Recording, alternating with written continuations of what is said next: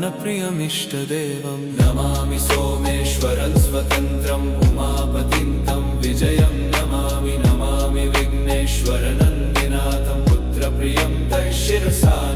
नमामि देवं भवदुःखशोकविनाशनं चन्द्रधरं नमामि नमामि गङ्गाधरमीशमीड्यमुमाधगं देववरं नमामि नमाम्यजादिशपुरन्दरादिसुरासुरैरचितपादपद्मं नमामि देवी मुखवादनानैक्षार्थमक्षित्रितयं यैष पञ्चामृतैर्गन्धसुधूपदीपैर्विचित्रपुष्पैर्विधैश्च मन्त्रैः